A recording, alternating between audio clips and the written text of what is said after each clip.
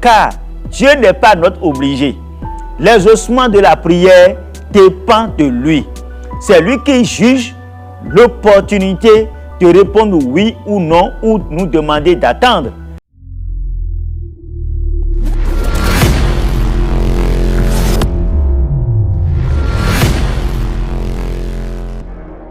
Bonjour, bien-aimés et chers internautes.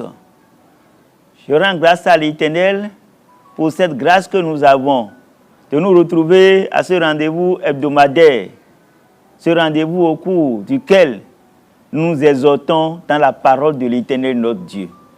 Vous êtes en direct avec votre serviteur, le pasteur Pierre Mendenou Kempoui de l'église baptiste de Verdocor, cité de l'Espérance, au Bénin, à Cotonou. Je vous exhorte, bien-aimés, vous qui prenez rendez-vous avec nous pour la première fois, de vous abonner toujours à notre page pour bénéficier de nos exhortations et de nos prières. Nous allons prier le Seigneur. Prions.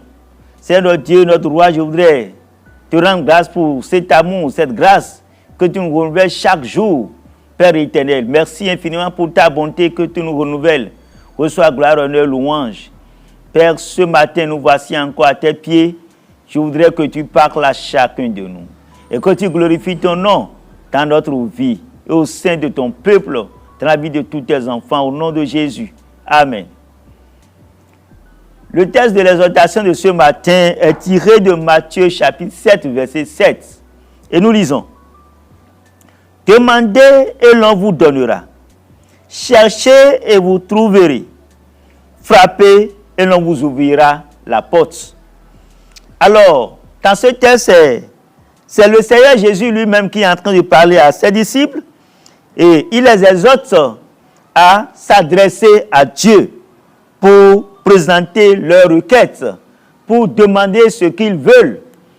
Bien-aimés et chers frères et sœurs dans le Seigneur, vous savez que l'homme est souvent dans certains besoins et parfois on hésite, on se demande si c'est nécessaire encore de demander. Alors, on sait déjà que je suis dans le besoin, non? Est-ce que ça vaut la peine encore de supplier, de demander? Non.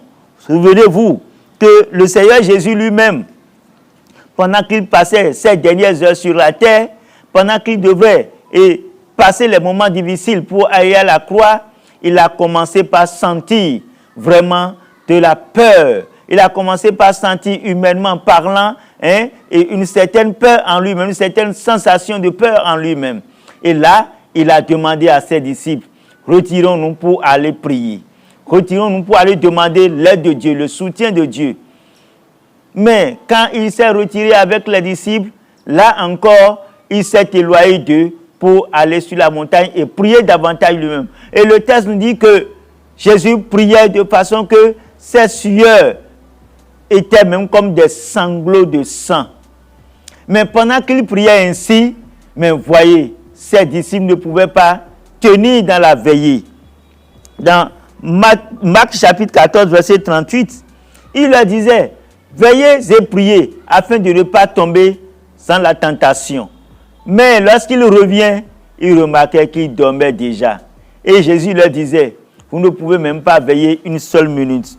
Vous savez, mes bien-aimés, chers frères et sœurs dans le Seigneur, nous avons besoin de prier, nous avons besoin de veiller, nous avons besoin même de jeûner parfois pour demander certaines choses à Dieu. Mais parfois, on pense que ce n'est pas nécessaire. Jésus, Dieu qu'il était, s'est humilié encore pour demander la force auprès de son Père. Pourquoi nous autres, nous ne devions pas prier? Nous devons donc prier pour montrer notre dépendance de Dieu. Nous devons prier avec insistance. Nous devons prier avec persévérance. Oui, car la prière avec persévérance montre combien de fois la chose, le besoin nous préoccupe. C'est pour cela que l'apôtre Paul disait dans 1 Thessaloniciens, chapitre 5, verset 17, priez sans cesse. Priez sans cesse, c'est ce que Paul disait aux chrétiens de Thessalonique. Car à toute heure, à chaque minute, en tant qu'enfants de Dieu, nous devons prier. En face de toutes les situations qui s'imposent à nous, nous devons prier. Et Paul disait encore aux chrétiens d'Éphèse, Dans Éphésiens chapitre 6, verset 18, faites en tout temps par l'Esprit toutes sortes de prières avec des supplications, des actions de grâce. Toutes sortes de prières, a-t-il dit dans Éphésiens chapitre 6, verset 18. Alors, toutes sortes de prières, nous devons prier, nous devons faire des prières de combat, des prières d'intercession, des prières de supplication et des prières de sollicitation, des prières de délivrance. En tant qu'enfants de Dieu, nous devons faire toutes les formes de prières selon que le besoin se fait sentir. Bien-aimés et frères et sœurs dans le Seigneur, nous devons prier ainsi tout en demeurant dans la volonté de Dieu, tout en demeurant humble et soumis à notre Père, car Dieu n'est pas notre obligé. L'exaucement de la prière dépend de lui. C'est lui qui juge l'opportunité de répondre oui ou non, ou nous demander d'attendre. Voyez, quand Jésus priait, il disait à son Père, toutefois que ta volonté soit faite. Il n'est pas rare de voir les gens aujourd'hui prier Dieu tout comme si on oblige Dieu à nous faire quelque chose. Non, nous devons supplier Dieu. Nous devons le prier et lui laisser la volonté, le plein choix de décider de lui-même. Bien-aimés, chers frères et sœurs dans le Seigneur, Dieu est souverain. Il est libre de décider de ce qu'il nous fera après.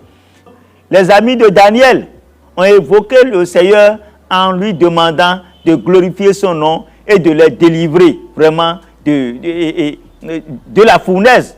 Et Dieu les a délivrés.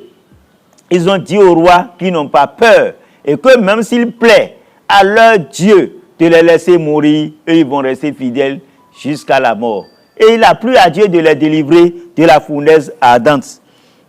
Bien-aimés, en temps d'épreuve, Dieu se manifeste toujours pour ses enfants. En temps d'épreuve, Dieu n'abandonne jamais ses enfants.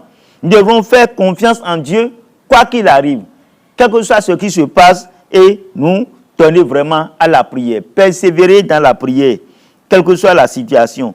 N'oublions pas aussi que Dieu nous invite à l'action après la prière. C'est ce que le texte nous dit.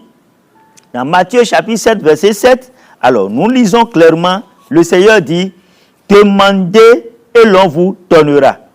Alors, il revient à l'enfant de Dieu de demander pour montrer sa dépendance de Dieu. Il faut demander. Tu ne demandes pas, tu es là, tu croises les bras. Non, il faut demander. Et il dit, l'on vous donnera. Et ensuite, il dit, cherchez et vous trouvez, frappez et l'on vous ouvrira la porte. L'enfant de Dieu doit chercher. L'enfant de Dieu doit frapper. Et qu'est-ce que nous pouvons comprendre à travers cela?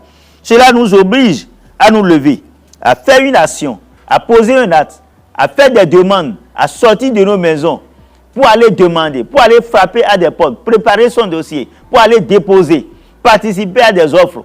Mais ce n'est pas parce que Dieu nous a dit qu'il va nous bénir que nous allons rester couchés dans notre chambre, nous enfermer dans notre maison avec nos diplômes, nos compétences, sans rien faire pour que Dieu nous bénisse. L'élève doit prendre le cahier et étudier. Et aller à l'examen, Dieu va bénir et il va réussir. Celui-là qui a déjà un diplôme doit préparer son dossier et postuler aux offres, participer au concours et le Seigneur va se manifester pour lui.